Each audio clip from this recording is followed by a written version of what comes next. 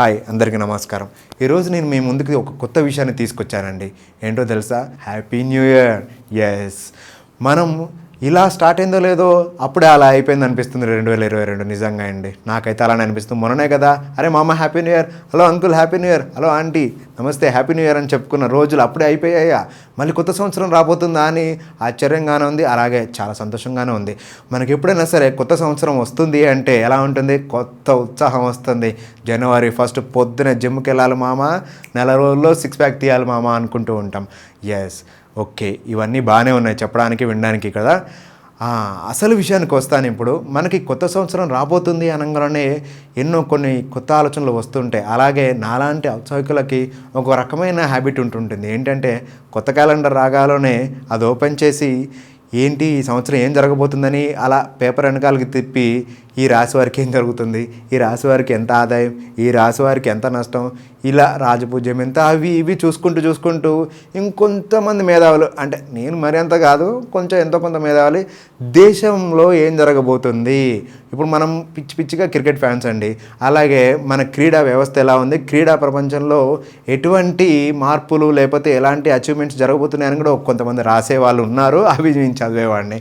So అలాంటి ఆ పాయింట్లో చూసుకుంటే ఇక్కడ ఒకటి గమనించవచ్చు. ఎవరికైనా సరే ఫ్యూచర్లో ఏం జరగబోతుందని తెలుసుకోవడం చాలా ఉత్సాహంగా ఉంటుంది.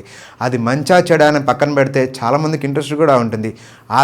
ఇలాంటి ఉత్సాహంకే మనకి ప్రోద్బలంగా ఉండేటివి ఆస్ట్రాలజీ, న్యూమరాలజీ, ఇలాంటి ఎన్నో కొన్ని మన ఫ్యూచర్ని డెస్టినేషన్ని తెలియజేసేటువంటి, అలాగే ఫ్యూచర్లో జరగబోయే వాటిని రిస్ట్రిక్ట్ చేసుకోవడానికి లేదా అప్పుడు జరగబోయే నష్టాన్ని కొంచెం తగ్గించడానికి ఏదో ఒక పర్యవసనం చెప్తూ ఉంటారు. అలాగే మనకు చాలామందికి తెలుసు, మనకి ఫ్యూచర్ని ఎస్టిమేషన్ వేసి కరెక్ట్గా చెప్పిన వాళ్ళల్లో మనకు టక్కున గుర్తొచ్చే వ్యక్తి పోతులూరి వీరబ్రహ్మేంద్ర స్వామి గారు. Yes, he's the legendary one. And తను చెప్పిన చాలా విషయాలు మనం ఈరోజు జరిగినవి చూసాము. తను జరగబోయే విషయాలు కూడా తను చెప్పడం జరిగింది. వాటిని కూడా ఎప్పుడు జరుగుతాయా అని మనం వెయిట్ చేస్తూ ఉన్నాము.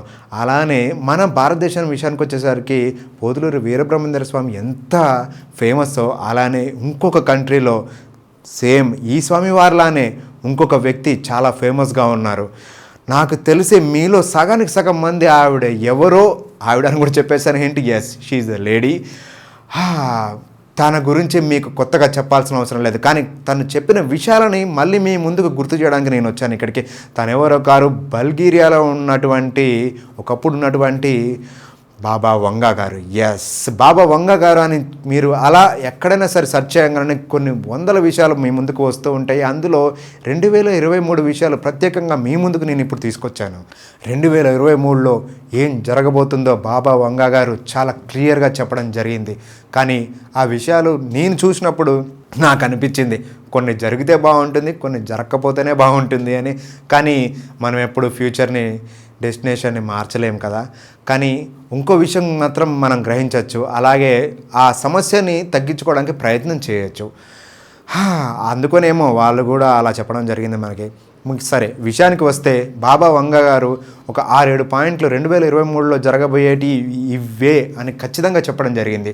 తను ఉన్నప్పుడు ఎన్నో విషయాలు చెప్పారు, అందులో 2023కి సంబంధించి కూడా చెప్పడం జరిగింది. ఇకపోతే మొదటి విషయం, సౌర తుఫాన్లు. ఎస్, మీరు విన్నది కరెక్టే. మామూలుగా సముద్రంలో వచ్చే తుఫాన్లు కాదు, లేదా మనకి వచ్చే సునామీలు కాదు, సౌర సునామీ అని చెప్పచ్చు మనం గట్టిగా. అందులోనూ ఇవి ఎక్కువ ఇంపాక్ట్ చూపించేది బాబా వంగా గారు చెప్పినట్టు ఏషియా ఖండంలో. ఇప్పటికే మనం చూస్తున్నాం, గత ఎండాకాలంలో మనం గమనించినట్లయితే విపరీతమైన ఎండలను మనం ఫేస్ చేసాం. ఇక రాబోయే 2023 ఎండలు కానీ అప్పుడు ఎదుర్కొనబడే సౌర తుఫాన్లు కానీ చాలా భయంకరంగా ఉంటాయి.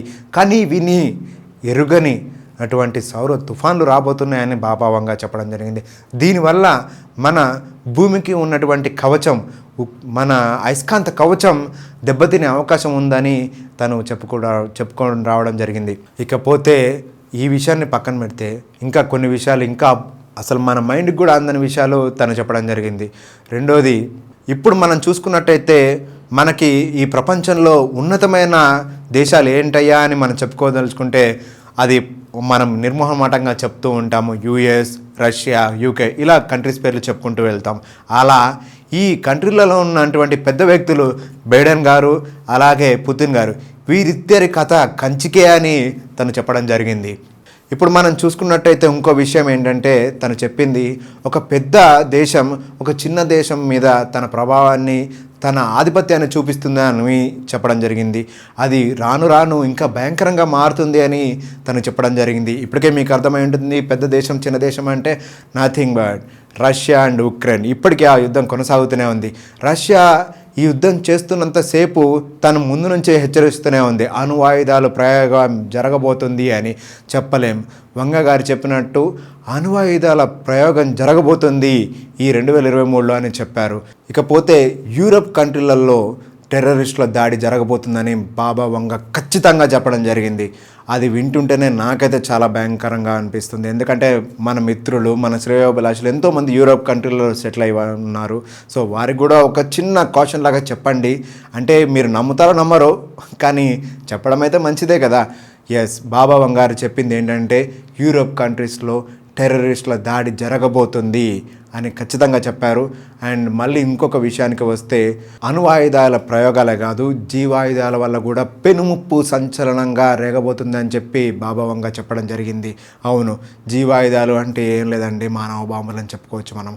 ఇప్పటికే మనం చూసాం మానవ బాంబు వల్ల ఎంత నష్టం జరిగింది అనేది. అలాగే దీని తర్వాత ఎన్నో కొత్త వ్యాధులు రాబోతున్నాయి, దానివల్ల లక్షల మంది చనిపోతున్నారు అని బాబా వంగ చెప్పారు.